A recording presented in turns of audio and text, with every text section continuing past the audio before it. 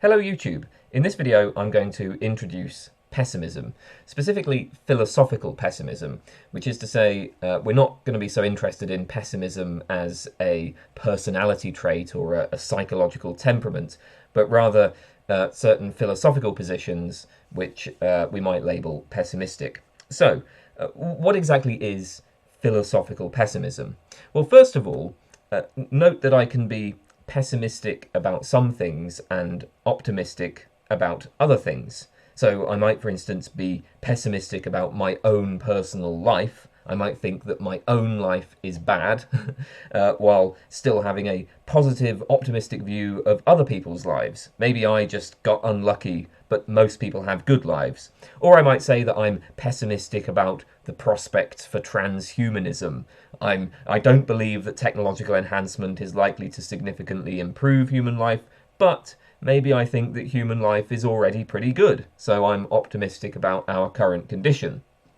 Now, when we're talking about philosophical pessimism here, this is going to involve a judgment about the universe as a whole, or about human existence as a whole. So pessimism involves a negative judgment of existence, a negative judgment of the human condition. Paul Prescott, in his article What Pessimism Is, frames it this way. He says that the pessimist holds that the bad prevails over the good. Not in some specific context, not in some specific life, but rather just in general, the universe is such that the bad prevails over the good. Now, there are different ways of elaborating on what it means for the bad to prevail over the good, and so I'm going to outline 4 different aspects of philosophical pessimism, sort of 4 different ways of being a pessimist. Before I get to that, though, a quick advert. If you like my channel, you can support me on Patreon or with a donation on PayPal. That really helps. I also offer private tutoring. I send an email if you're interested in that. And I also have a Discord that you can join. The link for that will be in the description. Okay then, so let's get started. Perhaps the most straightforward way to be a philosophical pessimist is to say that life is of poor quality, right? So there is just in general, a very poor quality of life. Human beings and perhaps other animals have a very low degree of well-being.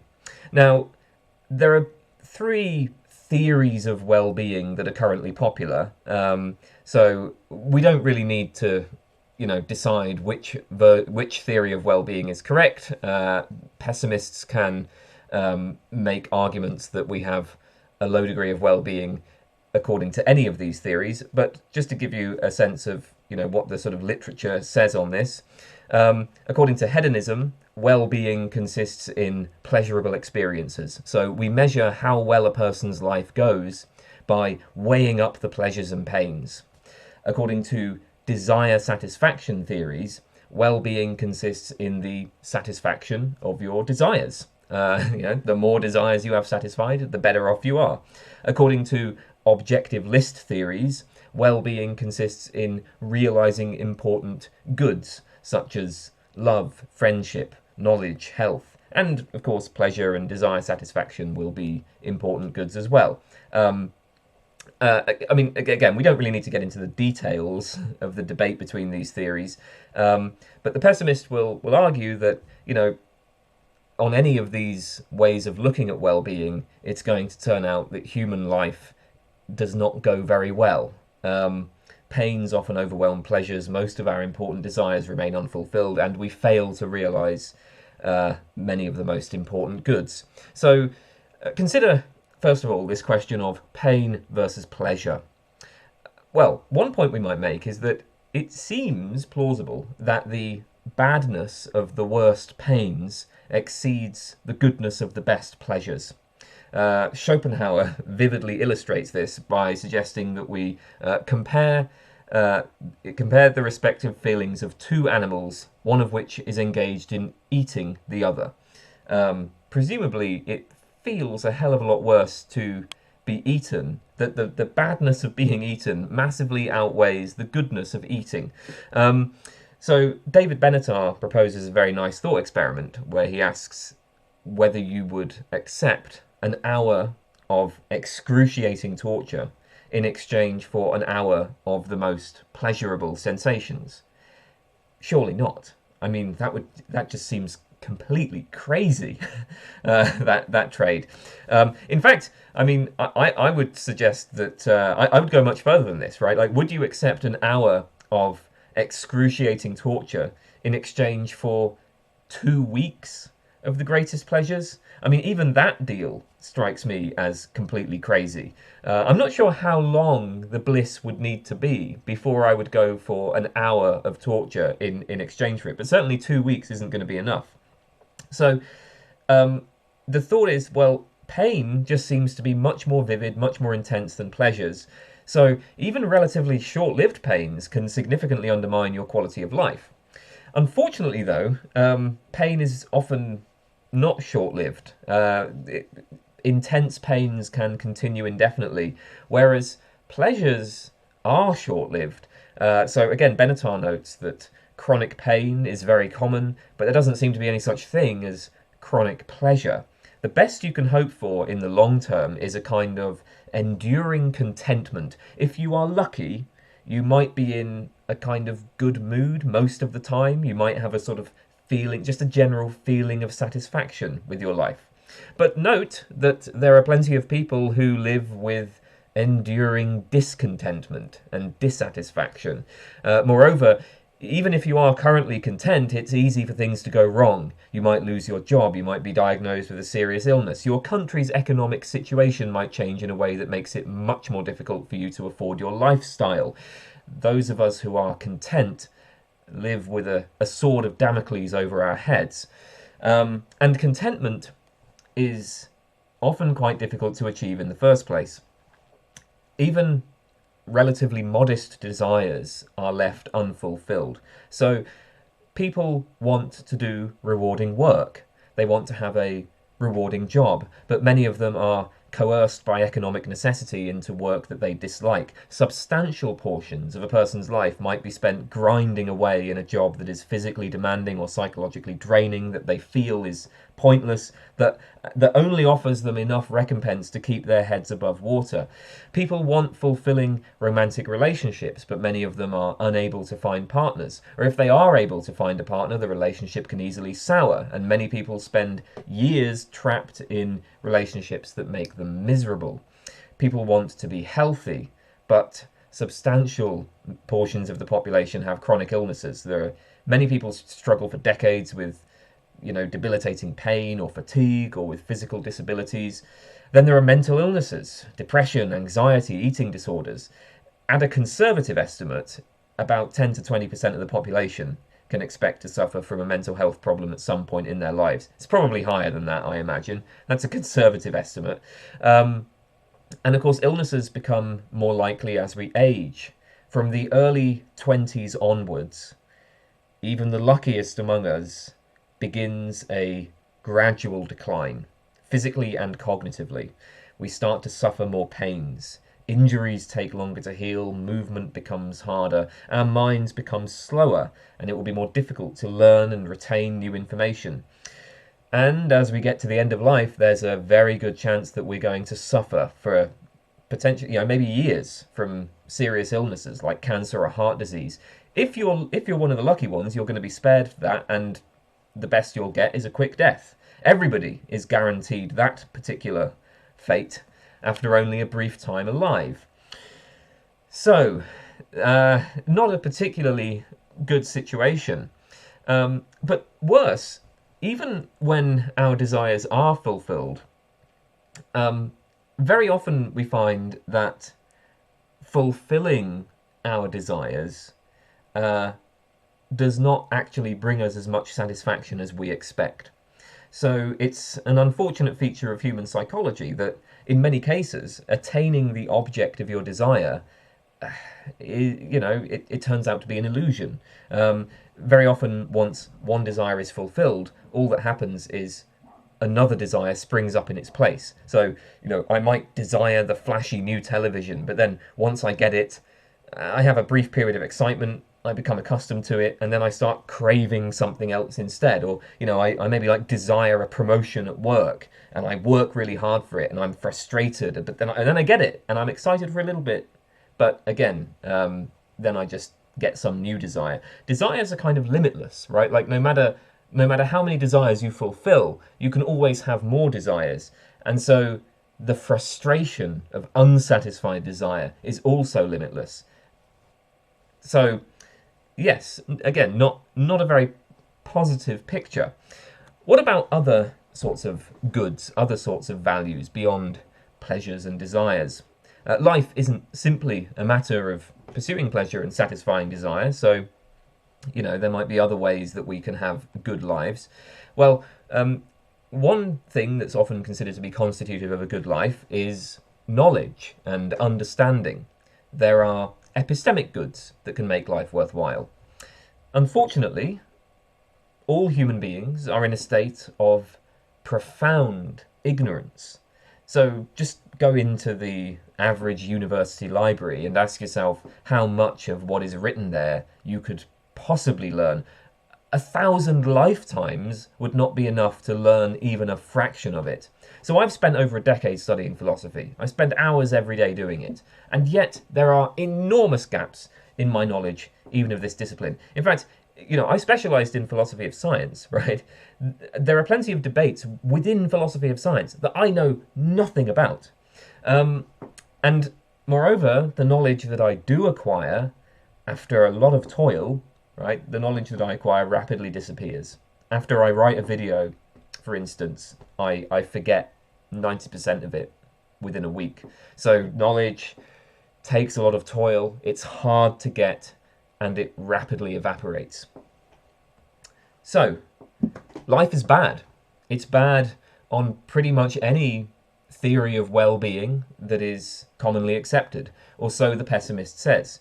Now, there are many people who find this kind of pessimism implausible, but the pessimist can say, look, there are reasons to think that optimistic intuitions might be misleading. So here are just a couple of suggestions. First of all, for one thing, people often have a tendency to underestimate just how distressing certain things are.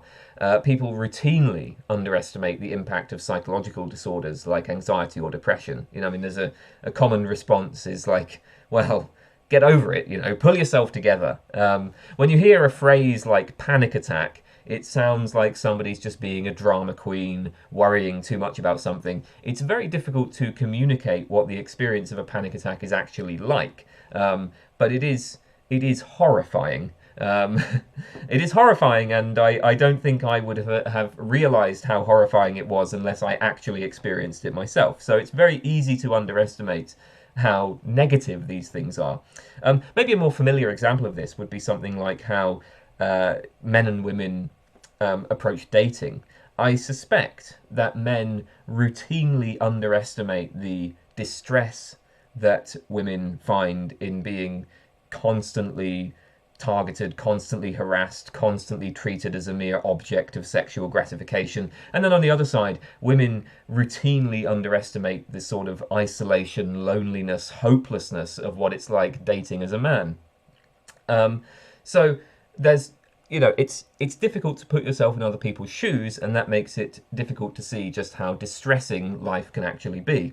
Another factor here is optimism bias. People routinely overestimate the probability of positive events happening in the future and underestimate the probability of negative events. For example, people tend to overestimate their own life expectancy. Most people expect that they will live longer than is average in the population, even when they're told what the average life expectancy is. So people will underestimate the probability of getting illnesses like cancer, and they'll overestimate the effectiveness of treatments, and this happens even when they're informed about the relevant facts. So you can tell people that like the lifetime risk of cancer is 40 to 50%, but they'll still estimate their own risk as being much lower, at like 10%. Maybe because they believe that they're doing the right things to avoid cancer. Similarly, couples who are about to marry estimate that they have a negligible chance of getting divorced despite divorce rates at nearly 40%. And they'll continue to say that they have a negligible chance of getting divorced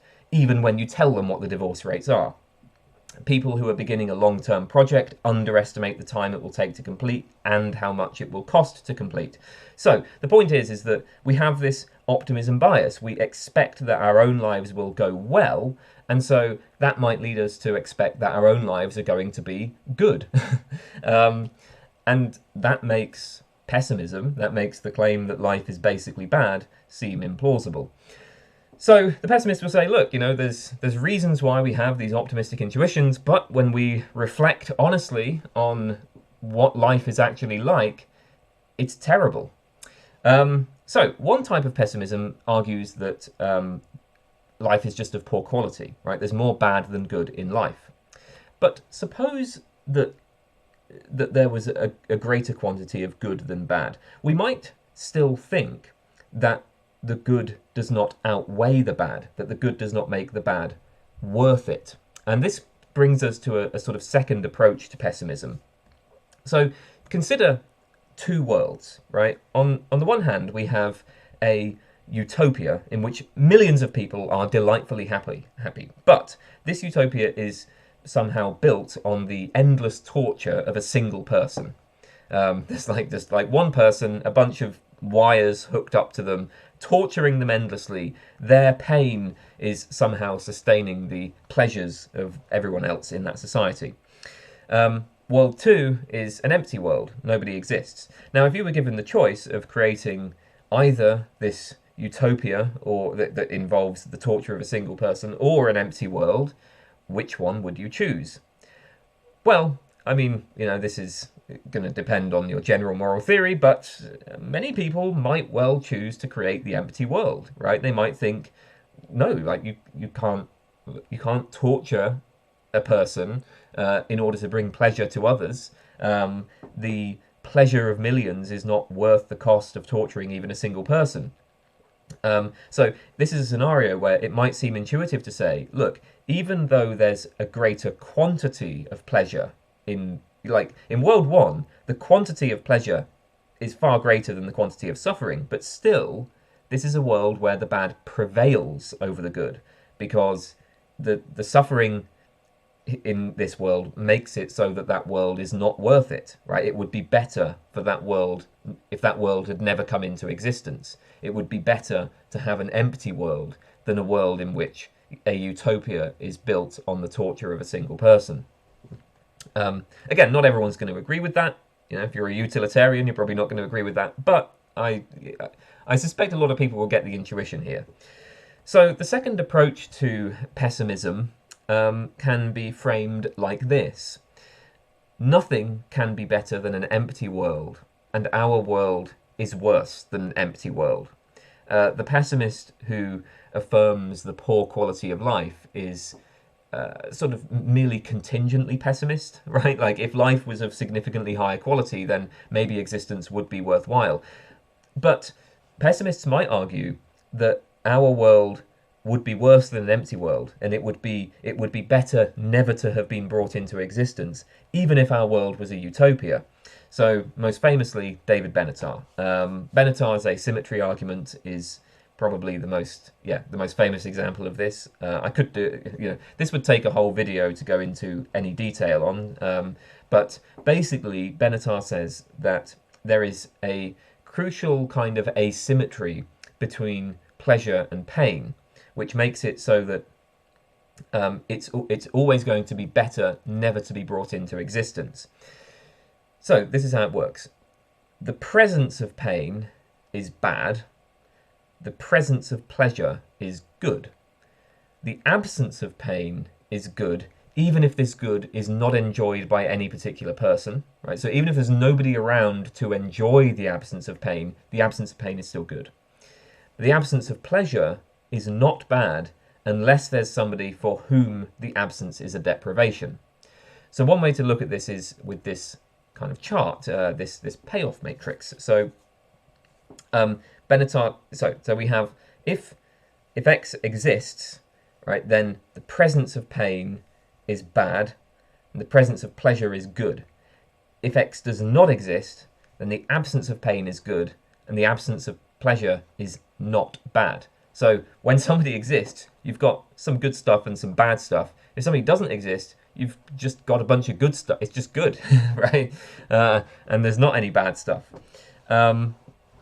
So, okay, consider, for example, that we don't usually think that there's like a duty to bring into existence happy people, right? Like, even if it were guaranteed that your offspring would be happy, you wouldn't be obligated to reproduce. You wouldn't have a duty to reproduce. By contrast, there does seem to be a duty to refrain from bringing into existence people who will suffer terribly. If you discover that you have a serious genetic disorder and, and then you refrain from bringing a child into existence who will suffer from a debilitating illness, you've done a good thing. In fact, it's like, well, if you find that you suffer from a serious genetic disorder, like that your child is guaranteed to have just, a few years of excruciating pain, then you ought not to reproduce. Or consider like uninhabited worlds. So we might think it's good that there's no suffering on Mars. That's a good thing. There's no pain there. There's no pain or suffering. Good. Is it a problem? Is it a bad thing that there's no pleasure on Mars? Well, that just doesn't really seem to matter. So like, yeah, we can be glad that there's no torture or war or famine on Mars, but we're not sad that there's no pleasure on Mars. It's not a problem that Mars is uninhabited.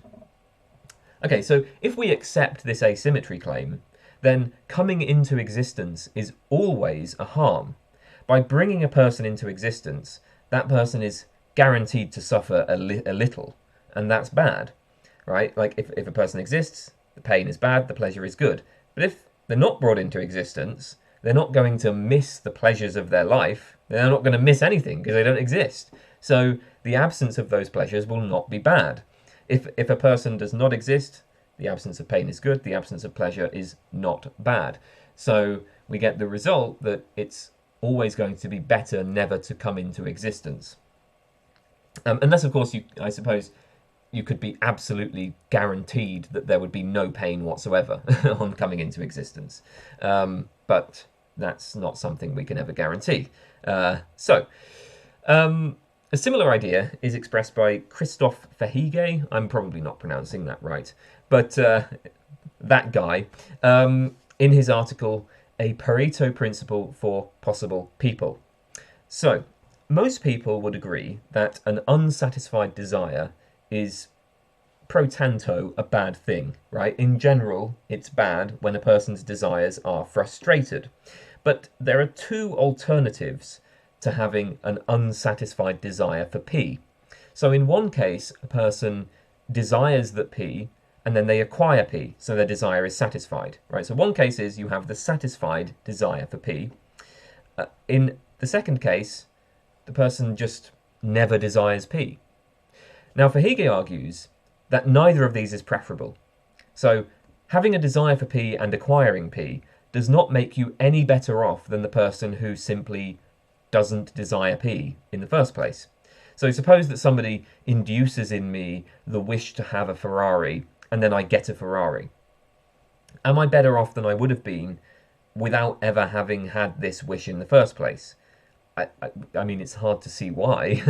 Because I don't care about having a Ferrari, right? So imagine a clone of me where the only difference is that like the clone version of Cain does have the desire to have a Ferrari and he is given a Ferrari. Is he better off than me? Well, I mean, of course, maybe you could say, well, like this cloned Cain has a Ferrari, so he's maybe like he could like sell the Ferrari and then satisfy other desires. But like, let's just imagine that I'm given a sufficient amount of money that I can also satisfy those other desires or whatever. So the question is just like, if we focus just on the satisfied desire for a Ferrari, right? Like clone Cain is the same as me in every way, but he has the satisfied desire for a Ferrari. I just don't have the desire for a Ferrari. Is cloned Cain better off? Doesn't seem like it. So Verhege says, what matters about preferences is not that they have a satisfied existence, but that they don't have a frustrated existence. So we can consider this little chart. Let's say there's the desire for P, and then you have P, that's good. If there's a desire for P and you don't have P, that's bad. On the other hand, if there's a desire for P and you have P, if there's no desire for P and you have P, well, that's also good.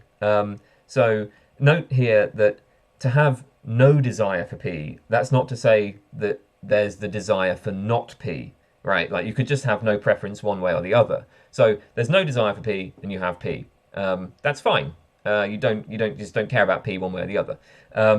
On the other hand, if there's no desire for P and you don't have P, that's also fine. Again, doesn't matter one way or the other whether you have P. So when you have a desire, right, that can be good if the desire is satisfied, or it can be bad. But when there's just no desire, that's good either way. So Fahey argues we should aim to avoid frustrated desires, but obviously the best way to achieve that is to refrain from bringing into existence anything that could have desires, right? The best way to ensure that there are the fewest frustrated desires is just to ensure that there are no desires, and that would be best achieved in a completely empty world. So if Benatar and Fahey are right, then there cannot be anything better than an empty world. It would be better to choose an empty world even over a utopia, because even a utopia is going to have at least a little bit of suffering. Even a utopia is going to have some unsatisfied desires. And of course, our actual world is very far from a utopia. But this is another expression of pessimism, is the superiority of an empty world. Okay, a third expression of philosophical pessimism involves the idea that life is meaningless. So, it's one of these sort of big questions in philosophy. What is the meaning of life? Well, I say it's one of the big questions in philosophy. That's not entirely true, because actually professional philosophers have given that particular question quite short shrift. But it's one of those philosophical questions that many people have thought about in one way or another. Like, there are many people who wonder, what is the meaning of my life? And I think what's usually being asked here is something like, what is the point of my life? Or what is the purpose of my life? So I suspect that many people have this feeling that there should be more to their lives than merely pursuing their own interests. To have a meaningful life is to transcend our own self-interest and to serve some further purpose that has a positive impact beyond, it's like beyond merely myself. Okay, I want my life to make a positive mark on the world. So one way to motivate why meaning matters is to think about how people deal with hardship. We often find that the problems in our lives are less distressing if we know that there is some further point or purpose being served. Taking the medicine is unpleasant, but it's going to make me better off in the long run. Going to school is boring and frustrating, and it gets in the way of other things I want to do, but education and knowledge is valuable, so it's worth the sacrifice. Or take an artist who lives in poverty, has no recognition in her own time, but she creates something innovative, something beautiful. Well, maybe her suffering is worth it then, right? Like, we might look at that and think, okay, well, she's made some sort of contribution. She has served some further purpose. So yes, she suffered, but it was worth it. So when we evaluate the quality of a life, we don't just consider what takes place within that life, right? We consider the impact it has on the world in general. My life might contain a great deal of suffering, but if it's a meaningful life that serves some greater purpose, maybe it should still be considered a good life. So then the question is, what kind of meaning is available to human beings? Well, obviously the pessimist is going to argue either life is meaningless or it's just, it has very little meaning. One way to think about this is, many people have worried that human life is cosmically insignificant. We live on a tiny speck in a fraction of astronomical time. We have no impact on the broader universe, and the forces of nature are utterly indifferent to us. So from the point of view of the universe, as it were, all of the projects of human beings seem to be reduced to absurdity. Carl Sagan has this nice commentary on the pale blue dot photo. I don't think Sagan was trying to defend a pessimistic view, but arguably he ends up doing that anyway. So Sagan was describing a photo of the Earth taken by Voyager 1 from a distance of 4 billion miles. It appears, the Earth in the photo appears as a single blue dot in a sunbeam. And Sagan says, and I quote, "Every hero and coward, every creator and destroyer of civilization, every king and peasant, every superstar, every supreme leader, every saint and sinner in the history of our species lived there, on a mote of dust suspended in a sunbeam.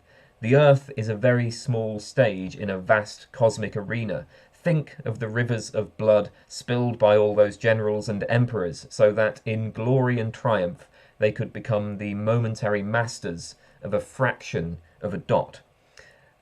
I mean, so from this point of view, don't all our interests and concerns just seem ridiculous in a way? Sagan points to the absurdity of spilling rivers of blood just to obtain a fraction of a dot, but we might similarly feel an absurdity in heroic actions, in people who resist violence and oppression, who are concerned about saving a tiny fraction of lives from a tiny fraction of a dot. You look at that dot and maybe you think, none of this matters. Now, I mean, look, it's very controversial whether it even makes sense to try to evaluate human life from the point of view of the universe, as it were. We might think, look, when we're talking about meaning or points or purposes, we should really be asking what contribution can we make to our communities, to humanity as a whole. To have a meaningful life is to serve some greater purpose beyond one's own self-interest, and that is achievable because we can contribute to the lives of other people. Unfortunately, the pessimist is going to argue that, in practice, very few people are able to make a significant contribution in this respect. So let's take my own case. Let's look at Kane Baker. I decided to go into academic philosophy, and maybe I hoped that I would leave some mark on the development of knowledge, or at least the development of philosophy. Now, I was relatively lucky because I managed to get accepted into a PhD program. It was fully funded by a research council. So, I mean, great. Okay, good for me. Now, this PhD was years of work, and that itself was only possible because I'd previously done several years of work on a bachelor's degree and then a master's degree beforehand. So overall, you're talking about nearly a decade of my life here. Nearly a decade of my life, from the beginning of the bachelor's to the end of my PhD. And what did I achieve? At best, I made a tiny contribution to one tiny fraction of like one area of philosophical inquiry. The vast majority of other philosophers will pay no attention to my work. At best, maybe I'll get cited in like a couple of articles. But look, if you deleted all of my philosophical work, philosophy would look pretty much the same. And the same story is going to be true for everybody else who specializes in philosophy. Or at least, I think, let's say, maybe not everybody else, but the vast majority, right? You're not going to have any significant impact. So this is the unfortunate situation. The vast majority of people who desire to become philosophers will fail. I mean, look, you can always read a bit of philosophy as a hobby. You can do it in your own time. Maybe you'll even do something like make a YouTube channel. But you're probably not going to be employed as a philosopher. You're going to have to find some other way to make a living. And there's a good chance you're going to end up doing a job that's just meaningless to you. Majority of people who want to become philosophers are going to fail. And then, if you take the lucky few who manage to secure employment as professional philosophers, they are going to fail to make a significant contribution to the history of philosophy. They're going to fail to have a significant impact on the field. For 99% of professional philosophers, I mean, maybe their students will like them, maybe they'll have some colleagues who enjoy chatting to them or reading their papers, but they're not going to change the shape of the discipline, and their names are going to be quickly forgotten. And what I've described here is true in general. Whatever project you choose to devote yourself to, the impact that any single individual can have is extremely limited. In fact, even whole groups of people usually fail to achieve lasting change.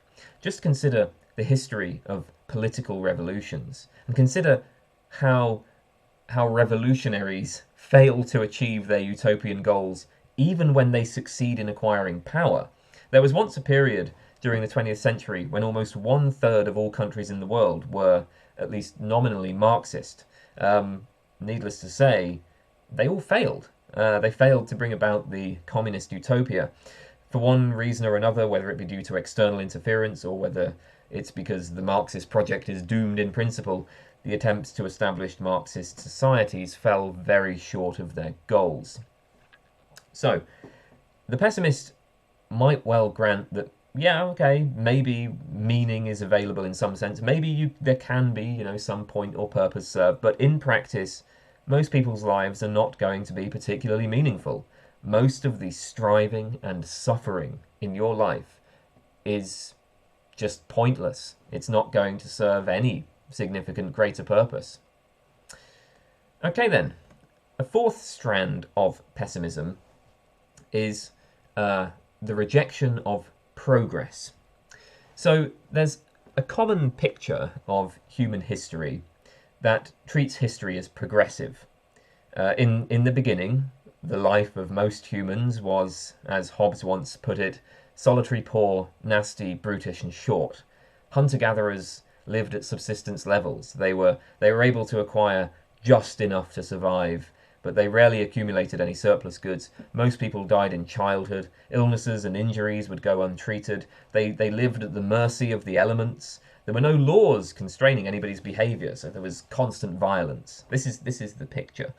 Over time, thanks to social and technological development, there's been a gradual improvement in our living conditions, and projecting into the future, we should expect that suffering will continue to decline.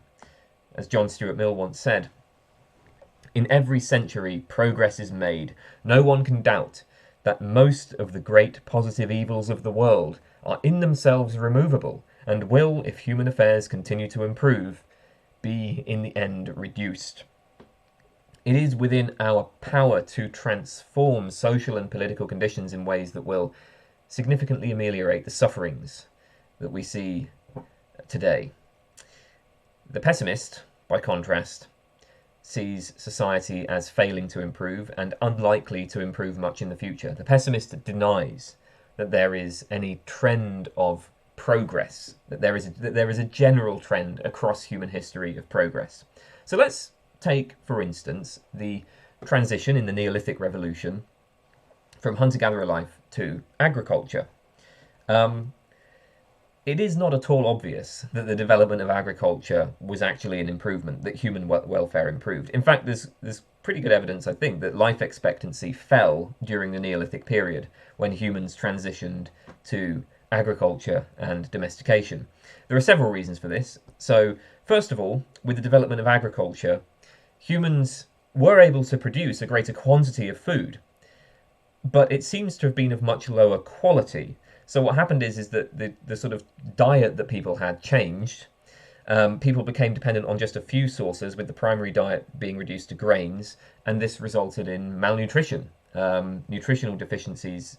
You find a lot of evidence of nutritional deficiencies in the Neolithic period. You also find that average height significantly reduces. Food was not as good. Second, the development of more sedentary societies, societies that were limited to one place, resulted in more infectious diseases. Infectious disease tends to increase with the size and density of the population. So as you start to have larger and larger populations, you get more disease. Also, closer interactions with animals increased infectious disease. Third, social stratification and the accumulation of surplus goods, and the fact that people were now living in sort of communities tied to particular areas may well have encouraged systematic warfare, right? Encouraged violent raids between settlements. So violence may well have increased.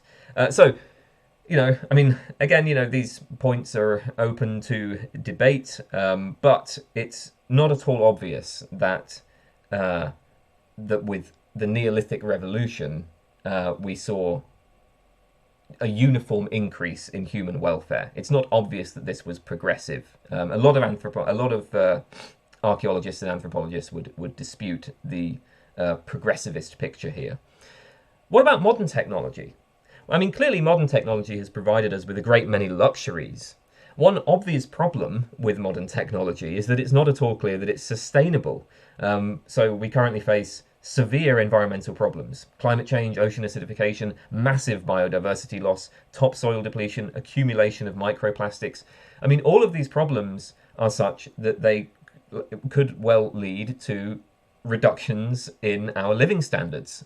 So yes, technology has provided us with luxuries, it has increased our living standards, but it has also had a variety of negative consequences that are going to undermine those improvements. So what initially seem like positive technological developments often have a variety of unforeseen negative consequences. I mean, the question that we face today is not, how do we use technology to improve our lives, but how do we maintain the improvements that have already been achieved in the face of these mounting threats? Now, maybe with further research, we will figure out how to solve these problems without creating catastrophic new problems, but as the pessimist sees it, that's nothing more than an article of faith. There is no general trend of progress. Civilizations have declined in the past. Our civilization may well decline as well. So, modern technology is not necessarily going to save us. The second problem with modern technology is that, okay, even if we solve all of these problems and technological development continues, it's not obvious that it will improve human life because, well, technology is a tool, and maybe it can be used for good things, but it can be used for bad things as well. It can be used as a tool for domination and control, censorship, mass surveillance, propaganda campaigns. Think about things like, China's social credit system or the Cambridge Analytica scandal. These would not be possible without sophisticated information technologies. Technology also increases our destructive capacity. So, I mean, nuclear war, right? I mean, in any given year, nuclear war might be unlikely, but we're rolling that particular dice every year for as long as we have nuclear weapons. So, maybe it is unlikely, but do you really want to be playing around with that sort of potentially devastating consequence? And as technology improves, destructive tools will become more easily accessible. So how far off is the day when, a group of terrorists will be able to engineer a deadly virus in a lab, for example? So, things are bad, and there's no particular point or purpose being served by our suffering, and things are probably not going to get much better. That's pessimism. So I've outlined 4 different strands of philosophical pessimism. Each of these views could be held independently, but they can also be combined. Now, of course, there are plenty of objections to pessimism. Before ending, I want to briefly note some general objections to sort of any of these approaches to pessimism. Obviously, there are specific objections to the kinds of arguments that we've looked at here, but I just want to note some general objections to any form of philosophical pessimism. Okay then, a first objection appeals to the subjectivity of value. So we might say, well look, values are subjective. There's no mind-independent fact of the matter whether life is good or bad.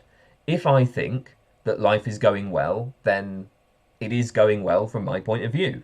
That's that. I can't be correct or incorrect about these sorts of assessments. So there's just nothing more to be said, right? Like, some people think life is going well, some people think it's going badly, and that's it, right? Nobody's wrong. Similarly, if I think that chocolate ice cream is tasty, then it is tasty to me.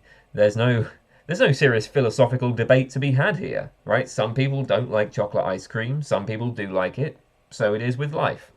What might we say to this?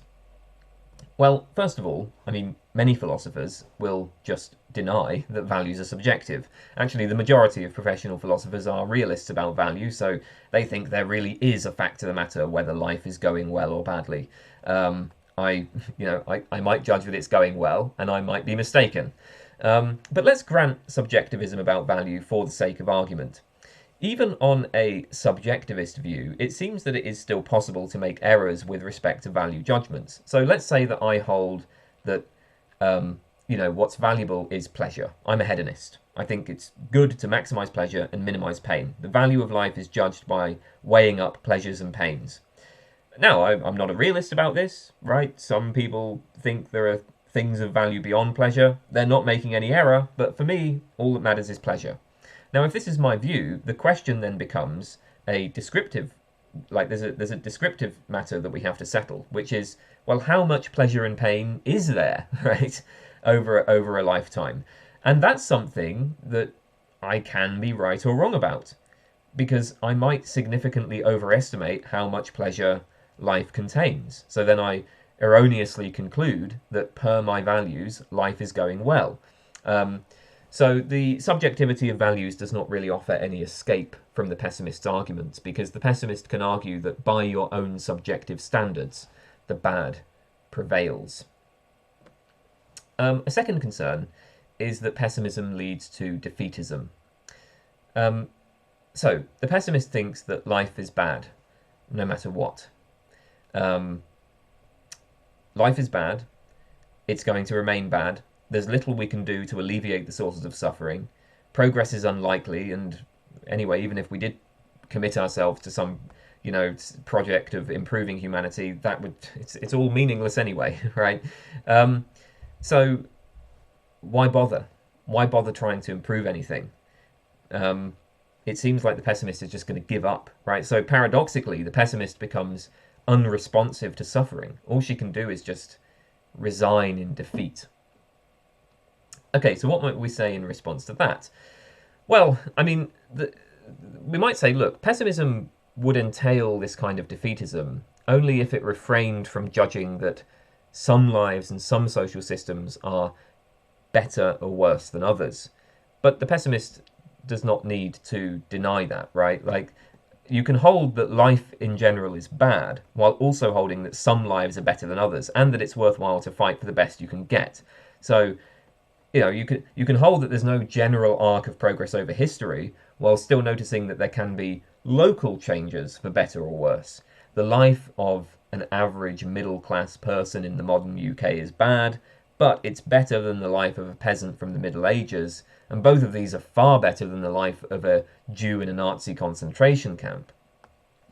Now, I mean, look, it's of course possible that pessimism could have the psychological effect of making people defeatist, but then, I mean, the same is true for optimism. If you think that the world is already going well, that most lives are good, maybe you won't feel much motivation to make things better. Why bother putting in effort when everything's already okay? But yeah, so we might say, well, look, yes, the pessimist is not necessarily going to be defeatist, because she can still make the judgment that she can still make comparative judgments, right? Some things are better than others. Then we fight for things to be better. Another objection along similar lines is that holding pessimistic attitudes makes life worse, right? So if I judge that the world is bad, if I'm a pessimist, then that might lead me to become unhappy. It is in itself a source of unhappiness, bitterness, resentment. So kind of paradoxically, despite the pessimist's sensitivities to suffering, pessimism ends up becoming in itself a source of suffering. Let's say pessimism is true. Let's say the bad does prevail over the good. Even so, we would be better off. We'd all be better off if we faced the sufferings of life with a cheery optimism. We might even say, to invert the classic phrase, that the examined life is not worth living, right? Like, actually, you should just be optimistic, right? Forget that things are bad, even though they are bad. So we could kind of offer this wager argument against pessimism. I just did a video on a wager argument against nihilism, but here's a sort of wager argument against pessimism. Let's suppose that things are going well. The optimist will be happy with this situation.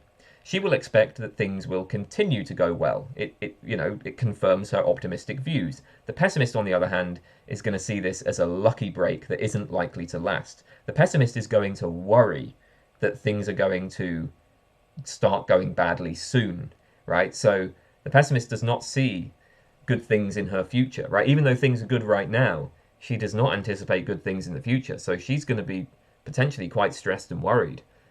Even though things are currently going well. So things are going well, the optimist is happy about that, the pessimist, not quite so happy. On the other hand, suppose that things aren't going well. What does the optimist do? Well, she just shrugs her shoulders. It's bound to get better soon. She's an optimist. And it's actually quite, it's commonly reported that expecting good things in the future can make you feel better now. Right? So like the anticipation of a good thing in itself feels good. So if things are going badly, right, the optimist expects good things. She expects things to be better. So that will make her feel better now. And that actually might improve outcomes because you're less likely to feel stress and anxiety. So like, let's say you have some long-term illness. You're probably going to recover more quickly if you're hopeful about the future rather than if you're constantly worrying about things. So, again, like if things are going badly, optimist anticipates good things, that makes her feel better. The pessimist sees no hope of improvement, nothing to look forward to. This is just how things are going to be. So she is going to be particularly miserable. So we sort of have this this situation, right? These are just random numbers, but right, things go well. An optimistic attitude gives you, 5 units of pleasure, but with a pessimistic attitude, you have only 3 units of pleasure. When things go badly, the optimistic attitude has -2 units of pleasure. The pessimistic attitude has -5 units of pleasure.